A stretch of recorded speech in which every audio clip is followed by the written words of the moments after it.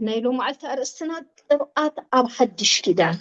زبلي قبعات أب حدش كدان أقدمنا خمس رأنا يدك إسرائيل قبعات كافر أولي نقوم أنديل نمبرهتي كم أو قبعات نقدس ألباس نناوت دون كان مرخاب نحاتيات زقابرو سبات نمقداس نبوزح نقر كتقلب كلو إنا هرينا بفلاي زيتي نمبرهتي كابت زيك وارز أقل زيتي حتى تنيرو إذا دما اتتابوت أملاخ زلو سفرا كل جزء بزي مقراص كم مش السجاب نكوك بره تأزيزي اتتابوت كل جزء سفر وزبره سلس المتودو يخون اتملسي أب حدش كيدان يزركب مخنياتو بلوي كيدان تلالوتي تلالوت كهلو أكل كهلو ألو سلزي تأكل أب حدش كيدان إنان رخوه زمالت ويتانان مدحنا يسوع كريستوس فمو بخلت ملك يقلت يسوس مدحني مالت كون كله كريستوس دما قبو مالتيو أغلغلوت مدحن وعرقي بدمو كون كله أغلغلوت قبعاتو دما بمنفس قدوس تغليصو خعيين رخو أغلغلوت مدحنو وي مدحاني استبهللو بدمو عرق كون كله أغلغلوت قبعاتو دما بمنفس قدوس تغليصو نرخبو نتقبو እግዚአብሔር ከይራእዩ ሞት ከም ዘይርኢ ድማ ብመንፈስ ቅዱስ ተገሊጹሉ ነበረ ይብለና ሉቃስ 2:26 ንስምዖን ማለት እዩ ስምዖን ከም ትኩላትና ንፈልጦ ኣብ ወንጌል ሉቃስ ዘሎ ባርያ ኣምላኽ ነቲ ቅቡእ ከይራእዩ መንፈስ ኣምላኽ ዝመልኦ ሰብኣይ ነበረ እሞ ነቲ ቅቡእ ከይራእዩ ሞት ከም ዘይርእሲ ብመንፈስ ቅዱስ ተገሊጹሉ ነበረ ይብለና ከምኡውን ካልአይቲ ሃና እውን ኩሉ ግዜ ካብቲ ናይ ጸሎት መሰው ዘይትፍለይ ነቢይት ስለ ዝነበረት ንሳውን ነቲ ቅቡእ እንታይ ጌራቶ እያ ክትሪኦ በቂዓ እያ ኣምላኽ ስሙ ይባረኽ እግዚአብሔር ዝተመስገነ ይሁን ንምንታይ እዩ እቲ ከይቋረፀ ኣብቲ ቤት መቅደስ እቲ መብራህቲ ከይቋረፀ ዝበርህ ዝነበረ ንምንታይ እዩ ስለምንታይ ይበርህ ነይሩ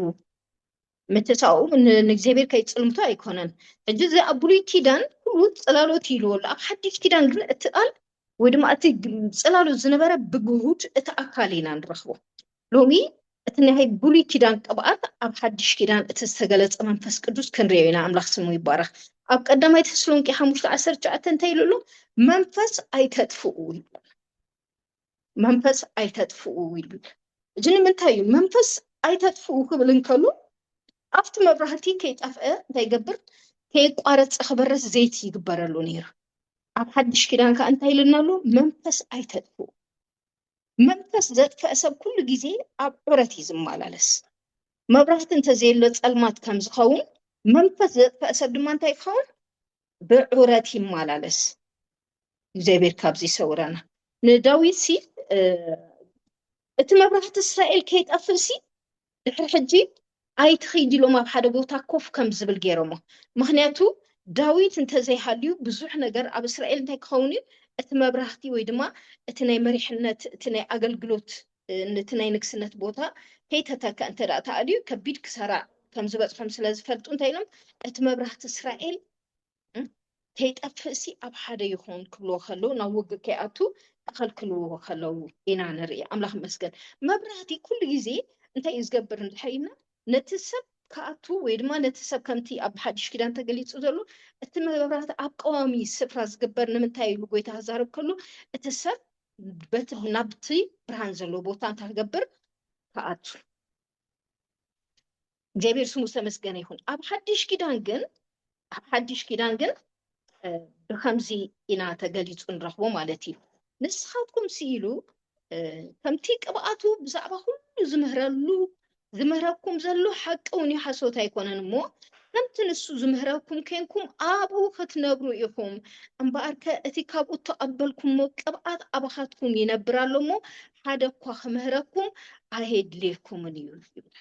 ملاحظ متمسكن يكون قدما يوحنس كلته إسران شوعتن لوقاس كلته شومون تحسب عسرت حدا زل حساب جن بحنساب كان بباينا ويتاس متمسكن يكون لوقاس كلته شومون تحسب عسرت حدا زل حساب بحبار نبباينا أملاح سمو يبارك تمزيلو أبتها مدرتي أبليتي مالوم كحلو أمرور زحادر واسوت نبرو ملأخ እግዚአብሔር ከአብጥቆም ደው በለ ክብሪ እግዚአብሔር ኣብ ዙርያኦም ኣብረኸ ብዙሕ ፍርሃት ከኣፈርሁ እቲ መልኣኽ ድማ እንሆ ሎሚ መድሓኒ ኣብ ዓዲ ዳዊት ተወሊዱልኩም ስለ ዘሎ ንሱ ከዓ ክርስቶስ ጎይታ እዩ ንኩሉ ህዝቢ ዝኸውን ዓብይ ሓጎስ ኣበስረኩም ኣለኹሞ ኣይትፍርሁ ታይሉ ሎሚ መድሓኒ ኣብ ዓዲ ዳዊት ተወሊዱልኩም ስለ ዘሎ ኢሉ ንሱ ከዓ ኢሉ ሽም ታይሉ ክርስቶስ ጎይታ እዩ ኢሉ መድሓኒ ጠብኦን እግዚአብሔር ስሙ ተመስገነ ይሁን ስለዚህ ኣብዚ ድማ እንታይ ኢሉና ኣሎ ንስኻትኩም ከምቲ ቅብኣቱ ብዛዕባ ኩሉ ዝምህረኩም ዓይናይ ቅብኣት መንፈስ ቅዱስ ቅብኣቱ ብዛዕባ ኩሉ ዝምህረኩም ዘሎ ሓቂ እውን እዩ ሓሶት ኣይኮነን እሞ ከምቲ ንሱ ዝምህረኩም ከንኩም ኣብኡ ክትነብሩ ኢኹም እምበኣርከ እቲ ካብኡ ተቐበልኩሞ ቅብኣት ኣባኻትኩም ይነብራሉ እሞ ሓደ እኳ ክምህረኩም ኣየድልየኩምን እዩ ይብል ኣምላኽ ስሙ ይባረኽ ኣብዚ ሕጂ መምህር ኣየድልየኩምን እዩ ኣይኮነን መንፈስ ቅዱስ ኣባኻ ዝሓደረ መንፈስ ቅዱስ ናብ ብዘሎ ሓቂ ዝመርሕን መምህርካን እዩ ኣምላኽ ስሙ ይባረኽ ነገር ግን እዚ ኣብ ውሽጥና ዝሓደረ ናይ እግዚአብሔር መንፈስ ኣብ ውሽጥና ዝነብር ንሕና ድማ ማሕደሩ ክንከውን ብክርስቶስ እንታይ ዝኾነ መንፈስ ቅዱስ ኣባና ማሕደር ዝገበረ ወይ ድማ ዝሓደረ ክርስቶስ ነዚ ስፍራ እዚ ብደሙ እንታይ ምስ ገበሮ እዩ ምስ ኣንጽሆ ብደሙ ምስ ቀደሶ ናቱ ምስ ገበሮ ምስ ዓደጎ ባይታ ምስ ተጣጣሓሉ እዩ መንፈስ ቅዱስ እንታይ ዝገብር ኣብቲ ሰብ ዝሓድር ኣምላኽ ስሙ ይባረኽ እንታይ ምስ ኮነ ክርስቶስ ብደሙ ነቲ ስፍራ ምስ ሓፀቦ ምስ ኣንጽሆ ምስ ቀደሶ ምስ እግዚአብሔር ዓሪቁ ናቱ ምስ ገበሮ ኣብኡ ማሕደር መንፈስ ቅዱስ ይኸውን እግዚአብሔር ኣምላኽ ስሙ ተመስገነ ይሁን ባሉ ማልቲ መንፈስ ቅዱስ መን እዩ ዝብል ኢና ክንርኢ ቅብኣት ኣብ ሓድሽ ኪዳን ኢና ንርኢ ዘለና ነገር ግን መንፈስ ቅዱስ መን እዩ ብመሰረት ቃል ኣምላኽ መንፈስ ቅዱስ ኣምላኽ እዩ ኣካላዊ መንነት ኣለዎ ስምዒት ኣለዎ ይሓዘን ይሕጎስ ይመርሕ ይምህር ይገንሕ ይቐፅዕ ይቁጣዕ ብዙሕ ብላትና ክንቀጥሎ ንኽእል ኢና ገለ ኢና ንጠቅስ ኣምላኽ ስሙ ይባረኽ መንፈስ ቅዱስ ይጉሂ መንፈስ ቅዱስ ኣምላኽ እዩ ኢልና ኣለና ኣካላዊ መንነት ከዓ ኣለዎ ስምዒት ኣለዎ ይሕዝን ይሕጎስ ይመርሕ ይምህር ይገንሕ ይቐፅዕ ይቁጣዕ ድማ ገለ ክንርኢ ኢና ኣምላኽ ዝተመስገነ ይኹን ኣብ ኤፌሶን 4:30 ኤፌሶን 4:30 ነቲ ንመዓልቲ ምድሓን እተሓተምኩምሉ ናይ ኣምላኽ መንፈስ ቅዱስ ኣይተግህይዎ ይብለና ነቲ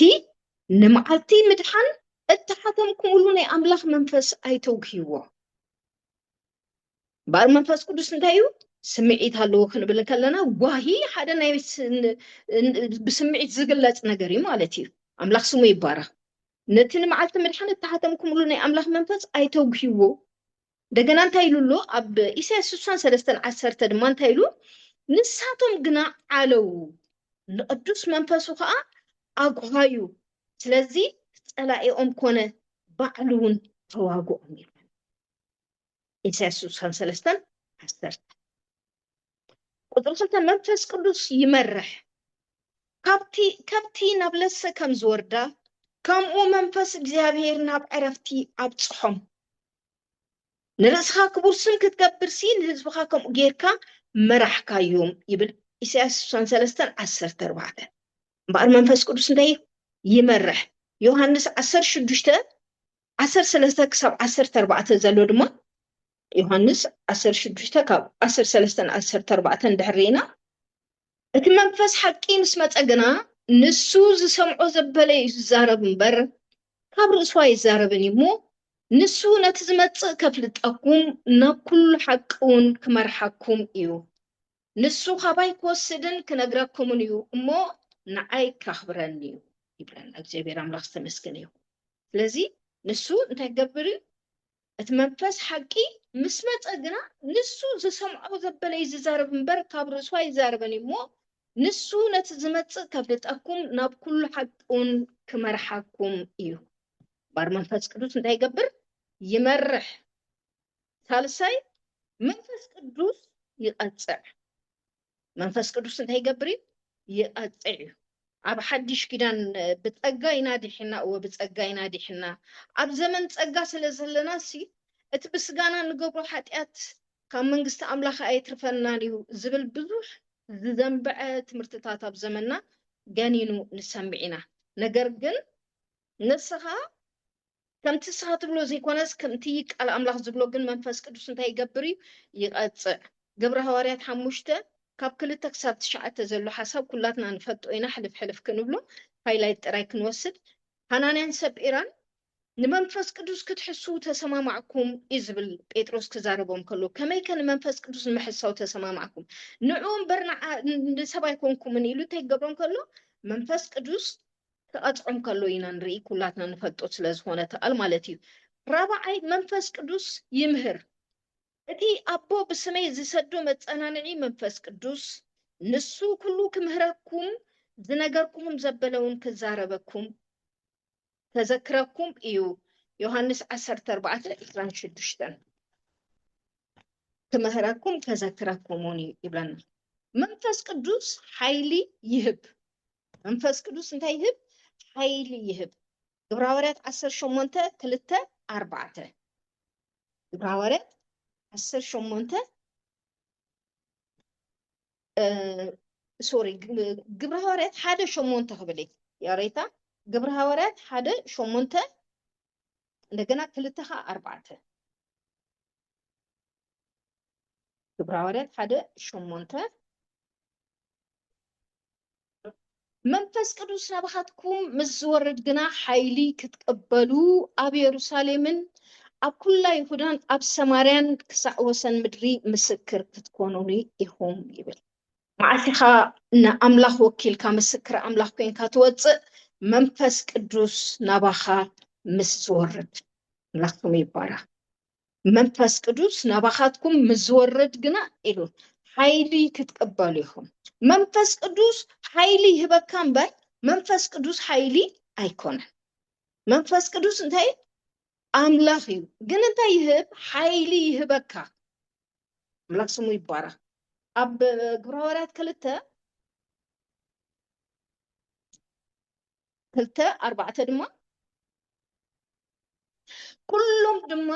መንፈስ ቅዱስ መልኦም መንፈስ ቅዱስ ክዛረቡ ከም ዝሃቦምን ብካልእ ቋንቋታት ክዛረቡ ጀመሩ ይብለና መንፈስ ቅዱስ ምስ ተመልኡ ብሓድሽ ቋንቋ ክዛረቡ ጀሚሮም መንፈስ ቅዱስ ምስ ተመልኡ ብሓይሊን ብትብዓትን ወንጌል ክሰብኩ ጀሚሮም መንፈስ ቅዱስ ምስ መልኦም ሕሙማት ክፈውሱ ከለዉ ንርኢ ስለዚ መንፈስ ቅዱስ እንታይ እዩ ኣምላኽ እዩ ብተግባር ድማ ብዕዩኡ ከዓ እንታይ ይኸውን ኣብ ማእከልና ይግለፅ ስሚ እግዚኣብሔር ይባረኽ ንምንታይ ኢና እዚ ንምሃሮ ዘለና ንምንታይ እዩ ኣድልየና ድሕር ኢልና ሎሚ ንመንፈስ ቅዱስ ዘለና ኣመለኻኽታ ወይ ድማ ኣብ መንፈስ ቅዱስ ዘለና ፍልጠት ኣዝዩ ውሕድ ስለ ዝኾነ ብምንታይ ኢና ንልክዖ እንድሕር ኢልና በቲ ሰብ ኣባይታ ብዝተፈላለየ ነገር ዝገልፆ ብዝተፈላለየ ነገር ይገልፆ ማለት እዩ ብኡ ኣይልክዓኒ ሰብ በቲ ናይ ሰብ ቋንቋ መንፈስ ቅዱስ ኣይልክዓኒ መግለፂውን ኣይኮነን ብብዙሕ እንታይ ይግበር እዩ ብብዙሕ ዝዓይነቱ ሰብ ናብ ሰብ ከም ዘመሓላልፉ ብዙሕ ኣበኻኽላ ወይ ድማ ብዙሕ ኣጠላልያ ድዩ ብዙሕ ነገር ንሰምዕ ኢና እቲ ናይ መንፈስ ቅዱስ ነገር እምበኣር ብትክክል ክንፈልጦ የድልየና መንፈስ ቅዱስ ኣብ ሶሪ ዩኤል 2:28-32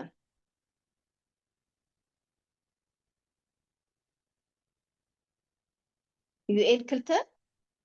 إسران شمونتن كسب سلاسن كتن بدي حزق خوني منفسي نابلع لخلو سقا كخعوي أوداتكمن أوالدكمن كنبيو أرقوتكم حلمي كحلمو أقبازكم كأرائي كريوم بتن معلتات تي انسي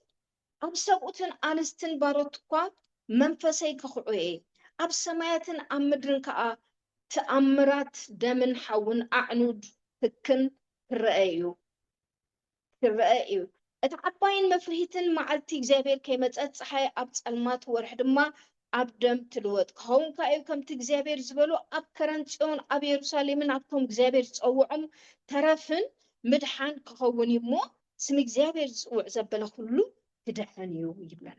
لذي أب بيت أب ناشتون أب أرجوتن أفتم مدساتن እንታይ ከሆኒ መንፈሰይ ከኽዑኤ ኢሉ እግዚአብሔር ስሙ ዝተመስገነ ይኹን በዚ መንፈሱ ምስ ተቐበልና ኢና እንታይ ንገብር ነቲ ናቱ ነገር ድማ ከነንፀባርቆ ወይ ናፍቲ እሱ ዝበለና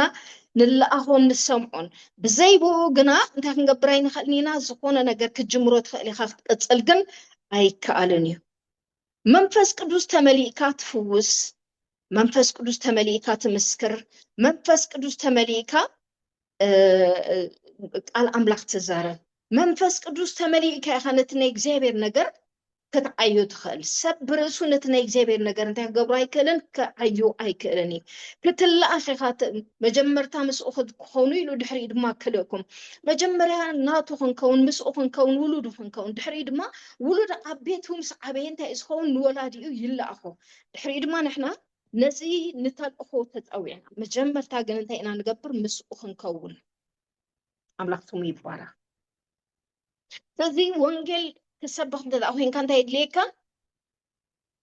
መንፈስ ቅዱስ ክትምላእ የድልየካ ምክንያቱ ሐዋርያት ኣብ ግብረ ሐዋርያት 4:8 ግብረ ሐዋርያት 4:8 እንታይ እዩ ሓይሊ መንፈስ ቅዱስ ምስተመሉ እዮም እንታይ ገይሮም ወንጌል ክሰብኩ ክኢሎም ኣብቲ ኣብዚ ቃል እዚ እንድሕር ርኢናዮ ግብረ ሐዋርያት 4:8 ዘላ ሓሳብ እንድሕርኢና ሽዑ ጴጥሮስ መንፈስ ቅዱስ መልኦሞ በሎም ኣቱም መኳንንትን ህዝብን ዓበይትን ሎሚ ንሕና ንሓደ ሕሙም ሰብኣይ ብዝኾነ ፅቡቅ ግብሪ ንሱ እውን ብዝሓወየሉ ካብ እንምርመር ብስምቲ ንስኻትኩም ዝሰቐልኩሞ እሞ ኣምላኽ ካብ ሙታት ዘተንስኦ ኢየሱስ ክርስቶስ ናዝሬታዊ ብኡ ዝኣብ ቅድሜኹም ጥዕዩ ደው ኢሉ ከም ዘሎ ኣብ ኩላትኩምን ኣብ ኩሉ ህዝብን እስራኤልን ይፈለጥ እዩ መንፈስ ቅዱስ ምስተመልአ ጴጥሮስ እንታይ ኮይኑ ብትብዓት ብዛዕባ ኢየሱስ ክርስቶስ ክምስክር ጀሚሩ መንፈስ ቅዱስ ምስተመላእካ ኢኻ እንታይ ክትከውን ትኽእል ብዛዕባ ኢየሱስ ክትዛረብ ትብዓት ትረክብ ሰብ ካብ ርእሱ እንታይ የብሉን ትብዓት የብሉን ጴጥሮስ ኣፍተን ቀዳሞት ጊዜ ወላ ኩሉም እንተገደፉኻ ኣነ ግን ክሳዕ ንምሟት እኳ ርእሰይ በጃኻ ኣሕሊፋ ክትበ ኢሉ እንታይ ይገብር ነይሩ ኣብ ቅድሚ ጎይትኻ ንዕኡ ዘለዎ ንክርስቶስ ዘለዎ ነገር ስታይገብሮ ነይሩ ይገልጾ ነይሩ ኣምላኽ ስሙ ይባረኽ መንፈስ ቅዱስ ከይተመልአ ግን እንታይ ክገብሮ ኣይክእልን እዩ ንክርስቶስ ክሳዕ ሞት ክእመኖ ኣይክእልን መዓሲ ንክርስቶስ ክሳዕ ሞት ክእመኖ ክኢሉ ሰማዕትነት ሓሊፉ እንድሕር ኢልና መንፈስ ቅዱስ ምስተመልአ ናይ መንፈስ ቅዱስ ሓይሊ ናብኣታቶም ምስ መፀ ግን እንታይ ክገብሩ ከለዉ ኢና ንርኢ ወንጌል ብትብዓት ክመስክሩ ብሓደ ግዜ ድማ 3,000 ነፍሳት ጴጥሮስ بونجل كمارخ كولونري قصيلو 5,000 كم እንዳበዝሐ እታ ማሕበር ብዝድሕኑ ነፍሳት ከም ዝመጠት ቃል ኣምላኽ ይነግረና ስም እግዚአብሔር ይባረክ እምበር መንፈስ ቅዱስ ኪኖቲ ንሕና ትንክፋት ቢሉካ ትወድቕ ከምኡ ኣይኮነን መግለፂ እሱ ኣይኮነን ኣሕዋተይ መንፈስ ቅዱስ መንፈስ ቅዱስ ተንኪቡ መንፈስ ቅዱስ نبتي زلها يجواي وريدو حيلي متقبلوكا وانجيل دمان تلقوا خود أتخيل مرة مستان كيف كمودا منفس قدوس سو أيقون أنا منفس قدوس مجلتي يسوع كريستوس قويتاي حيلي تتقبلوا فعد ما تك حيلي خي تقبلكم كبيرسالم أو توصلوا ما بلوك أسك مودا تهزارك كله حيلي مستقبلوا جن أنتي كونوا خلوا منفس قدوس حيلي مستقبلوا جن ما نبدو كبلهم أي كألن كتصرفوا خلوا كتقطعوا خلوا كواردوا خلوس بسمو كحسروا بقعات كوينهم سلز تراخبوس ناس سلز سمو نمحصارسي وقعات كوينهم سلز تراخبوس إنها تحقوسوا كادوا يبلنا كبرنا أملاك يكون منفس قدوس مستملاك كال سبت خون أنت أنا سبت ما لفرح نحرني قالوا مجن أنت يخد خون أبقى توم من كريستوس سألوا دو كتب له أبقى سيف دو كتب لي قبره كان منفس قدوس أبقى مشوام أنت النجستات دو كتب لي قبره كان منفس قدوس أبقى توم بحردوهن دقتوهن ستيفانوس أبقى توم نخاطلو بحال نبديهم زنبرو السباتي انت جيرو بتعم زدنا أكا كاب زفترت كسبتن يسوع قتلو ونجي بحدا جزي ببناتو كزاربو الخلو أب حدا معرف كاب زفترت سقاب كسب يسوع كريستوس انت يتقبل خلو إنا نري كاب زلو بملو قال كم تصو خلو إنا بتعني مين سوانا حسابات عندك أنا بملو نتيني من قد كريستوس تجيرو قليتو من قد نبيات قليتو عملاق سمي بارا جاء أتم لبوم زي تجزري لخا ده قبلهم كله شو قبله خلينا منفس قدوس مستمل أسب أنت يكونني نموت يفرحني منفس قدوس مستمل سب أنت يكونني نسبها يفرحني أبقى نموت جناز قبره كم منفس قدوس راح أبقى نحوي جناز قبره كم منفس قدوس راح عملاق سمي بارا زي بو جنان تتقبر يتخلني خا منم تتقبر يتخلني خا زلك خمسلك يخل يبلك دو تبلك مسلك يخل يتبلني خا دو كبرك كعطاك زخل كبرت عكا زخل جن مني بحرينا منفس قدوس راح زي بيرس مستمسكن يكون السوم سامس كونت رايحة أبقد مزقون يكون نيموت حيلي بتبعات دو تبل زي بيرس تمسكن يكون هاليلويا أم بقى منفس قدوس بزعبو أتصبقنا كنمهار كنفلت يقبقنا لمن النتو كيف فلتنا بزعبا تكبروا نفلت أمو أتي نعو زلنا مردأتا تحوت ويزي ميزانو يكون إذا دما حدقا يقالنا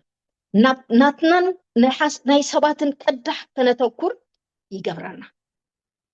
أب كندي نقرات كان منفس قدوس تتصبيهم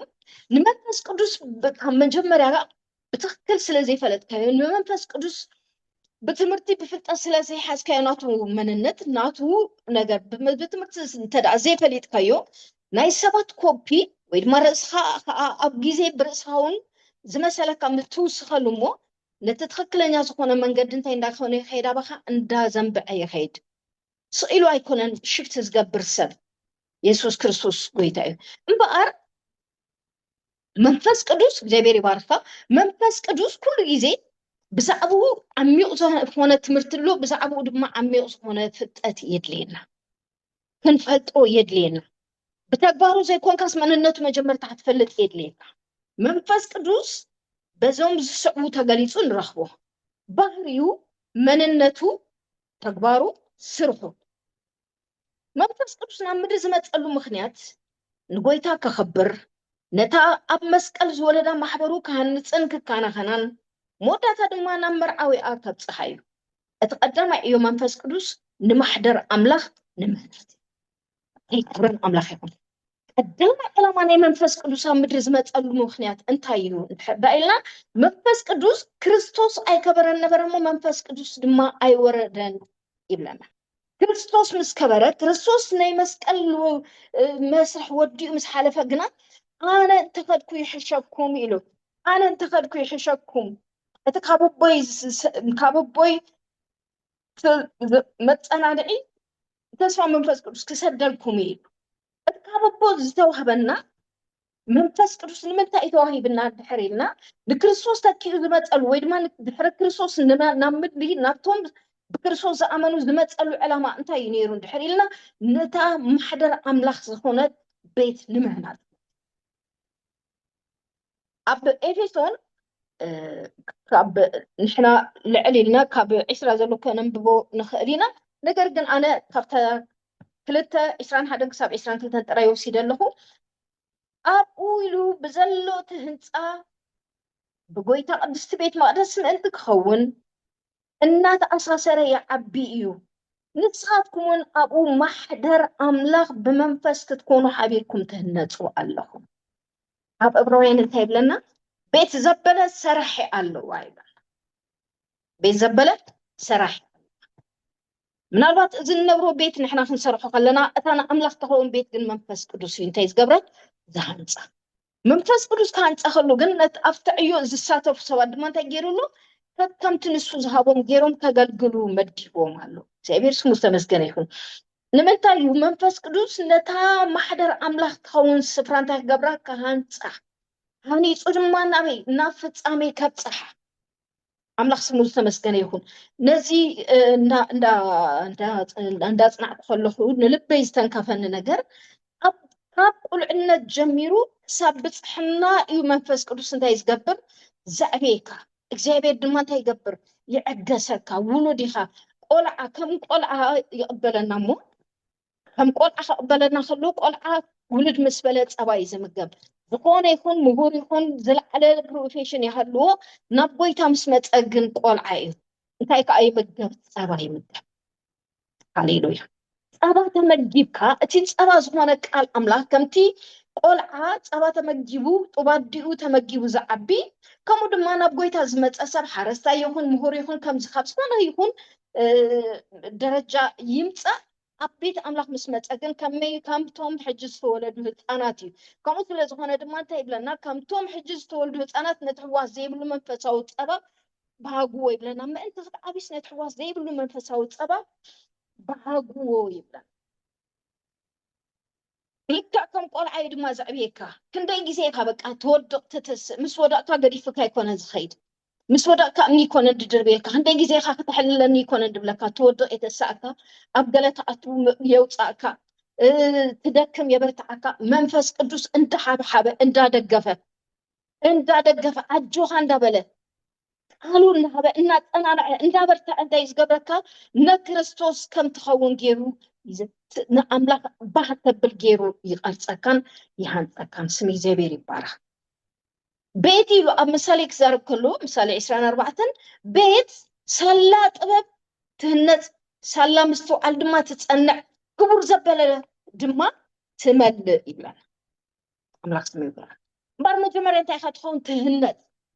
እግዚአብሔር ስሙ ዝተመስገነ ይሁን ናይ መንፈስ ቅዱስ ዕዮ ካብቲ ቀዳማይ እንታይ እዩ እንድሕር ኢልና ነቶም ብክርስቶስ ዘለው ነቶም ብዋጋ ደሙ ብሂወቱ ብመስቀል ሓሊፉ ዝዓደጎም ሰባት ሃኒፁ ትክክለኛ ቅርፂ ኣትሒዙ ሰሪሑ ናብ ፍጻሜ ምብፃሕ እዩ ኣምላኽ ስሙ ይባረኽ ኣብ ናይ መፅሓፍ ቅዱስ ትምህርትታት ኣብ ብዙሕ ተገሊፁ ንረኽቦ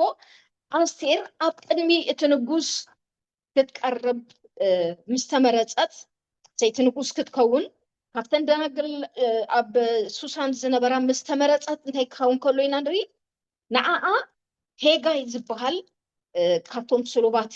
ንዓኣ ዝተመደበላ እዩ ነይሩ እግዚአብሔር ስሙ ዝተመስገነ ይሁን እሱ ዝበላ ጥራሕ ድማ እንታይ ገይራ ትሰምዕ ነይራ እሱ ዝበላ ጥራይ ምስ ገበረት ካልእ ኣየድለያን ይብል እግዚአብሔር ስሙ ዝተመስገነ ይሁን እዚ ሰብ እዚ ግን ንዓኣ እንታይ ገይርዋ እዩ እንድሕር ኢልና ሙሉ ብሙሉ 6 ወርሒ ብከርበ 6 ወርሒ ድማ ብጥዑም ጨና እንታይ ገይርዋ ከም ትዳሎ እንዳተልኸየት በተናግራዳ እንዳተወልወለት ከም ትዳሎ ገይርዋ ድሕሪኡ ናብ ንጉስ ክትቀርብ ከላስ በጀካ እቲ ሄጋይ ዝበላ ካልእ ኣየድለያን በጀካ እቲ ሄጋይ ዝገበረ ዝበላ ካልእ ዴኮሬሽን ካልእ መመላኽዒታት ኣየድለያን ምክንያቱ እሱ ፅቡቅ ገይሩ እቲ ንጉስ ባህ ከም ዘብሎ ገይሩ እቲ ንጉስ ከም ዝቕበላ ገይሩ ኣብ ቅድሚ እቲ ንጉስ መጎስ ከም ትረክብ ገይሩ እንታይ ገይሩ ኣብታ ናይ 1 ዓመት ሙሉ ኣገልግሎት ፅቡቅ ገይሩ ይሰሪሕዋ እግዚአብሔር ስሙ ዝተመስገነ ይሁን እዚ ብናይ ሓድሽ ኪዳን ብርሃን ክረአይ ከሎ መንፈስ ቅዱስ ናብቲ ንጉስ ነታ መርዓት ናብቲ መርዓዊኣ ንኸቕርባ እንታይ ገይርዋ ይሃንፃን ፅቡቅ ገይሩ ይቐርፃን ኣሎ ጎይታ ስሙ ይባረኽ ተቐሪፅካ ተሃኒፅካ ኣብ ቅድሚኡ ንኣምላኽ ባህ ተብል ኮይንካ ክትቀርብ ሎሚ መንፈስ ቅዱስ ንዓኻ ኣብዚ እንታይ ይገብረካ ኣሎ ካብ ኩሉ ዘለካ እናፀረበ ኩርኳሕካ ኩሉ ናትካ ነገር እናራገፈ ትክክለኛ መልክዕን ቅርፅን ክትሕዝ ሎሚ መንፈስ ቅዱስ ነዛ ቤት እዚኣ ንኸሃንፃ ምስ ቅዱሳን ገይሩ ንኸሃንፃ ምስ ቅዱሳን ኣካል ገይሩ ከቑማ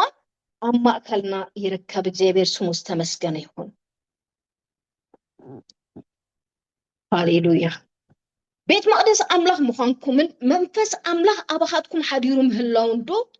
ኣይትፈልጡን ኢኹም ሓደ እኳ ነታ ቤት መቅደስ ኣምላኽ እንተኣማሰነ ኣምላኽ ከማስኑ እዩ ቤት መቅደስ ኣምላኽ ቅድስቲ እያ እዛ ቤት መቅደስ እዚኣ እውን ንስኻትኩም ይኹን ይብል ቀዳማይ ቆሮንጦስ 3:16 ክሳብ 17 ንስኻትኩምን ኢሉ መሊሱ እንደገና ኣብ ጴጥሮስ ክዛረብ ከሎ ከዓ እንታይ ኢሉሎ ንስኻትኩምን ከም ሕያዋን ኣእማን ኮይንኩም ነቲ ብኢየሱስ ክርስቶስ ኣብ ኣምላኽ ቅቡል ዝኾነ መንፈሳዊ ቤት ተሃነፁ ኣብ ኣምላኽ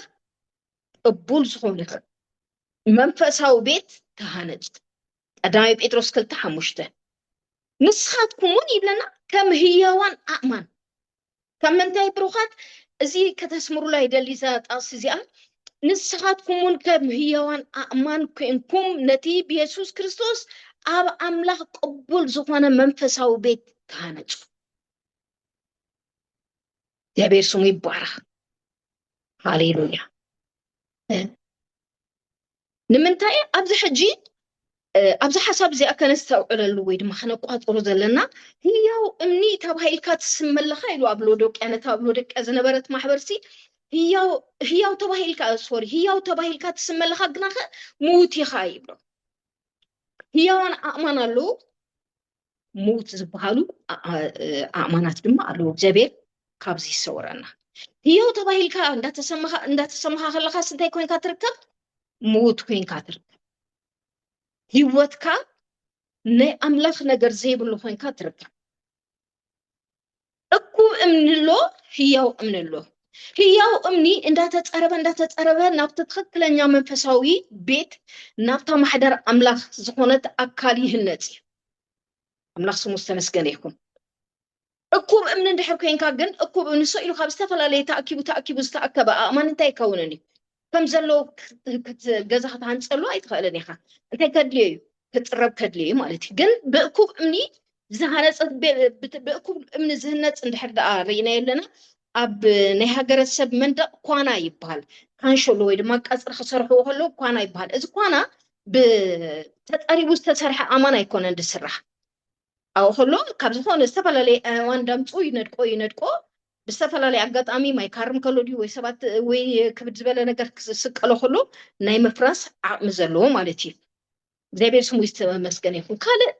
ኣእማን እኩብ ኣእማን እንታይ የፋሪ ተመንን ዕንቅርቢትን የፋሪ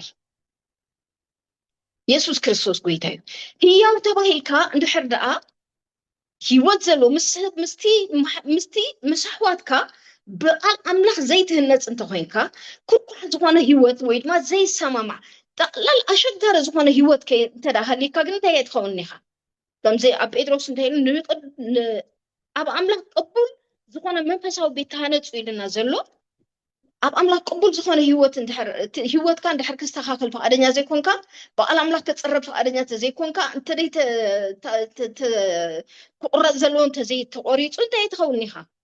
ህያው ከይንካ ክትንዳእ ኣይትኽእልን ኢኻ ህያው እምኒ እንዳተባሃለ ከሎ መፋረይ ተመንን ዕንቅርቢትን ማለት ብሕሜት ብሕሹኽሹኽ ብሓሶት ብትዕቢት ብኣንነት ብዝተፈላለየ ኣንፃር ቃል ኣምላኽ ዝኾነ ህይወት ሒዝካ እንድሕር ደኣ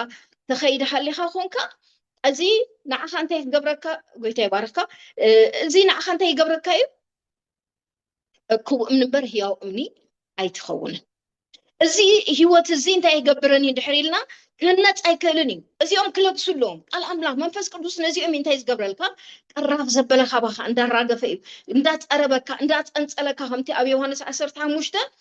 እቲ ክፈሪ ዘለዎ ኦምሳ ኣፀቢቑ ምእንቲ ክፈርስ እንታይ ኢሉ እቲ ክፈሪ ዘለዎ ጨንፈር ኣፀቢቑ ምእንቲ ክፈሪስ እንታይ ገብሮ ይፅንፅሎ ኢሉ ጎይታ ስሙ ይባረክ ዝፀንፀል ህይወት ክህልወና ዝራገፍ ህይወት ክህልወና ባህሪ ኣምላኽ ናብቲ ናይ እግዚአብሔር ሓሳብ ናብቲ ናይ ባህሪ ኣምላኽ ዝቕረፅ ህይወት ክህልወና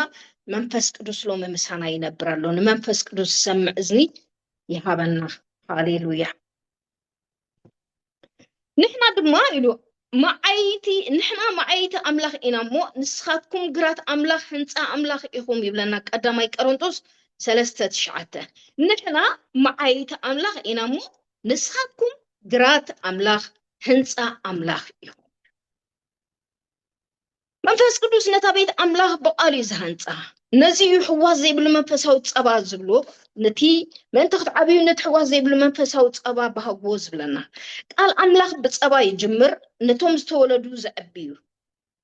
መጥባውቲ ድማ ባዕሉ መንፈስ ቅዱስ እዩ ዝምድብ ጳውሎስ ክዛረብ ከሎ እንታይ ኢሉ ኣሎ ኣብ ማእከልኩም ከም መጥበውቲ ነበርና ይብል بار زبير منفس كدوس انت يقبري متبوتي مدبلكا نابتك بتقال انت يزقبرو زعبيو املاك سمو يبارك بز تفعلالي وهبت بيت املاك كبكلو ويتانا محبر تفعلالي وهبت كبهالو نمتي علامة اندحريلنا نتي زتولد سب ناب كريستوس كعبيو انت يلو نتو مستولدو زعبيو متبوت دما بعلي منفس كدوس زمدب عبتم نمعباي أكال كريستوس زتوهبه هياب كوينو دما منفس قدوس يعبيا أبراهين حموشته عسد حدا كساب عسر تربعته قداماي قرنطوس سلسته كلتا كساب سلسته زي حساب نرغبو مالتي كلاتنا ناب حبرة امنت ناب فلتأت ود أملاخ ناب أخول سبعي ناب لكع ملآت بصحنا كريستوس كسا نبتصح اتوم قدسان نتي قبر أقلقلوت نمهنات سقا كريستوس ملؤات ما انت كخونو إيلو نسو نقاليهم هوارات قاليهم نبيات قاليهم وانجيلويان قاليهم قاسوتن ممهرانن كخونو هابا يبلنا إفيسون 4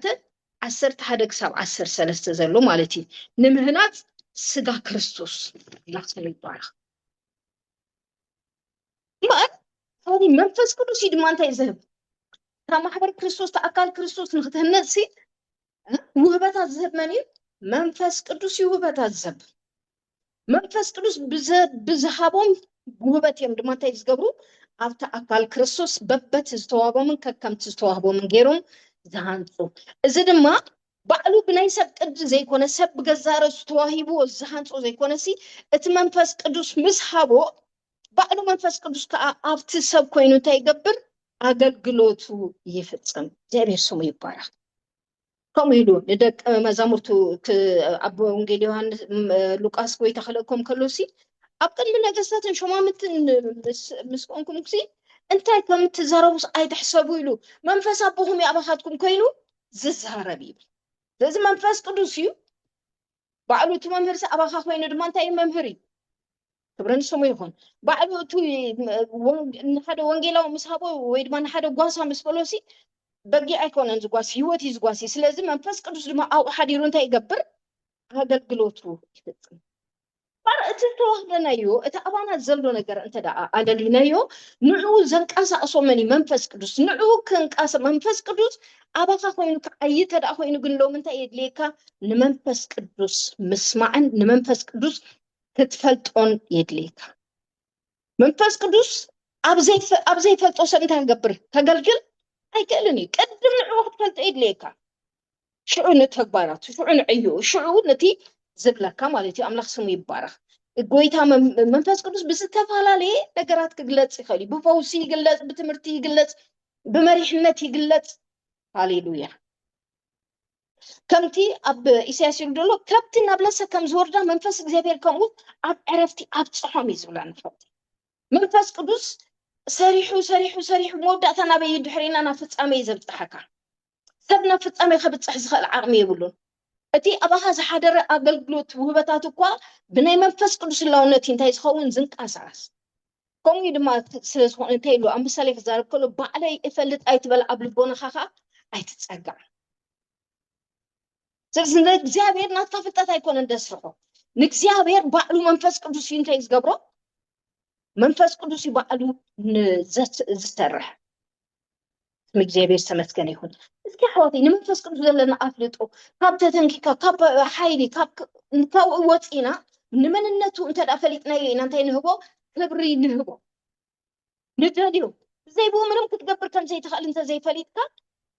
ትሰርሕ ዘለካ ክመስለካ ይኸውን እዩ ተፀብቕ ዘለካ ክመስለካ ይኸውን እዩ ኖ ኣይኮነን መንፈስ ቅዱስ ከም ዝሃቦም ተዛረቡ ይብለና መንፈስ ቅዱስ ከም ዝሃቦም ፈወሱ መንፈስ ቅዱስ ከም ዝሃቦም እዩ ከምቲ ዝተዋሃብካዮ ኢኻ እንታይ ትገብር ትህብ ሰብ ካብ ርእሱ እንታይ የብሉ ዝወሃብ ነገር ይብሉ ባር ተቐቢልካ ኢኻ ትህብ ተቐቢልካ ኢኻ እንታይ ትገብር ንኻልኦት ተመሓላልፍ ትህብ ክብረን ስሙ ይኹን መንፈስ ቅዱስ ከም ዝገይሩ ነቲ ኣካል ክርስቶስ ንሓድ ሕዳ እናኣጋጣጠመ ብቃሉ ተተሓሒዛን ተኣሳሲራን ከም ተዓቢ ይገብራ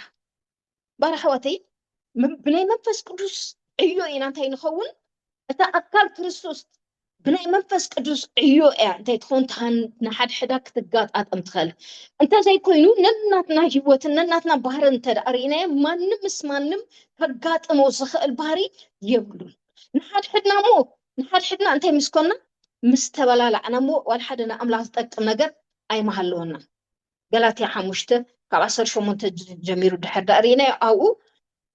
نتي نايف استقاب بحرن منلتن نرخبونا خلينا الله سمي يبارك نز حوادي منفس قدوس انت يزغبرك بقالو እንዳጸረበ حد كم تقاطم بحساب كم تندق زغبرك كم توهاد زغبرك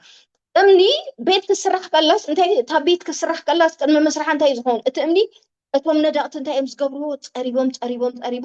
يدالو ገሊኦም ጸረብቲዮም ገሊኦም ندقتዮም አምላክ ስሙ ይባረክ ገሊኦም ናይ ምጽራብ ክእለት አለዎም ከምዚኦም ሲዶናውያን ገሊኦም ካ ናይ ምታይ ናይ ምንዳቅ ክእለት ዘለዎም ካ አሎ ነፍስ ወከፎም ግን እንታይ ይገብሩ ሓደ ነገር يقوم أتى يقوم بيت يقوم من فات كل كان مستمع عيتو كفونود أبسط الزقمة أو بتات جيرون ده يقبر مس كلهم كونوا يعيمون كريستوس التخوم بيت يدالو إجابير تمسكني هون ما حدر أملاخ إجابير دس يلوز سفرة كمتي أب ونجيل يوحنس كزارب كله أنا أبون دما أو ما حدر نكبر إلو إجابير سمي بارا ما حدر منفس أملاك بتكون ما حدر أملاك تكون قدس بيت مقدس كتكوني خانتي تكون دلخا تنزل لها እግዚአብሔር ሰፍሮ እግዚአብሔር ዝነብረሉ ህይወት እግዚአብሔር ዝነብረሉ ቤት እግዚአብሔር ስሙ ተመስገነ ይሁን እምባር መንፈስ ቅዱስ ይውደስ ሁሉ ተይዝገብሮ ዘአዮ ጎይታ ንደቅ መዛሙርቱ ኃይሊ ክሳዕት ለብሱ ካብ ኢየሩሳሌም ጽንሑ በሎም ሉቃስ 22:48 ግብረ ሐዋርያት 1:7 ግብረ ሐዋርያት 2:4 ዘይት አፍሰሰሎም زيتي أفسسلهم أيكون نزبلنا وي زيتي أفسسلهم منفس قدوس سجاب التقبلوا حيلي كساعة تقبلوا منفس قدوس كساعة تقبلوا أبي يروساليم تصنفيلو أنتي نأجل قلوت أنت أمزخون نيرم أبولي كنا نزنبرو أبوتات نأجل قلوت نتي أيو زبير زبلهم ننكسنات نتخوينو نكنات نتخوينو ننبيات نتخوينو أنت إزجابهم نيرو منفس أملاخ أبعتهم نخمت أنت زيتي أبلع اليوم يفسسمو منفس قدوس دم أبعتهم يمت زي بيرسمو تمسكن يكون أب حدش كده نقول كريستوس نتي سفرة سلزدلو كريستوس نتي سفرة سلزقدسو بدمو سلزحطو بدمو سلزنصمو منفس قدوس أو أنتي ماتيو محضر يجيرو زي بير أملاخ تمسكن يكون منفس قدوس بعلو تجيرو محضر يرو أفتي كريستوس زدالو السفرة تحضر ويدما أو كمت كلو إنا نريو ويدا سمو يبارا مبار منفس قدوس دما نتوم نعيوز مدبوم كفليلو نأقل قلتي كفليلو نأقل قلتي زاروبهم نيرو منفس قدوس كأها حوادي أبقراريات 10:3 انت دارينا من بقولو سنسيلاس نتز مدبكو عيو فليولي إلو مستزاروبهم توم أقل قلتي صومن صلوتون حيزوم ناي حبرت يمانا إيد هيوم أفانوهم إبلانا تبير سمو تمسكن يكون إذن زلاتو منفس المحبرات زبلن زلو يسمع إبلانا أبرائي كل تشوعات 10 زلو انت دارينا يوم منفس المحبرات زبلن إذن زلو منفس المحبرات زبلن يسمع إبلانا من زبلو منفس قدوس زبلو زلو يسمع كمتي منفس قدوس زاربو زلو كم أطرح يزخون لخصو مستمسكن يكون منفس قدوس نتوم هيوان آمان يزهنت إذا أبزي بيت مقدس سلمون تدارينا اتني أبرخ أيتت قريبو متيو كنت كله دخونا مسارحي مدشا ويكال أين برن اتن نغتقرب كله دمتي يقبر نيرو كسرح كله جن دمتي أين برن لو من إحناون اتي أبانا زلونا أملاخ زيت أكم زبالة بهاري أملاخ زي كونه بقال أملاخ يتنسألن يتقربنا له كله سبحي زوز مت أبهر له قال أملاخ جن كله ببت زد اليوم مسارحي انده حلفة بتي قال يقرطو قال أملاخ سيف مدوشا حوي بمبال تقليت له بار نقالو إيش زبل بنت أهالينا بس تتقربنا ببت زد لبنا تتأثرين مدوشا له قال زلو حسر زغنا بهر دي زلو حول له قال أملاك انت له حول له تبي سمو مستمسكن يكون قال أملاك قرق دي زلو انت دي زلو سيف قالو قال أملاك كل تزوقفو سيف يبلحيو إبلنا بار بس سيف زي عندها تقرص بتي مدوشا عندها تخركمه بتحوي اندا تقاطله ابخانا املاخ بهذيبل مسبد ما زيغا طمكا زبل كل منفس قدس لو منتي يغبرو بقالون باغلغلتون غيرو اندا صربه تككلኛ መልካ ቅርጽን ገሎካ ይገብር እግዚአብሔር ስሙ ተመስገነ ይሁን ንቃሉ እሺ ዝብል ልብ ይሃበና ሃፍትና ኮም ኢላት መርሐና ነይራ ንቃሉ እሺ ዝብል ንመንፈስ ቅዱስ ሰምዕ ንመንፈስ ቅዱስ ዝእዘዝ ልቢ ኣብ ቅድሚ ኣምላኽ ትሕት ዝብል ልቢ እግዚአብሔር ይደግፈና እኮ እምኒ ከም ተቀዲምና ዝበልና መፈረይት ማንን ተአትማንን እንቀርቢትን ይዝከውን ይያው እምንግና አምላክ ባህ ዘብል ቤት ማዕደስ ኮይኑ ይህነት ጎይታ ይደግፈና እግዚአብሔር ይባርክኩም ንሎም ማዓልቲ አብዞ ዲና ለና እስትምርትና ከጸልዩ ክብርን ስሙ ይሁን ተባረኩ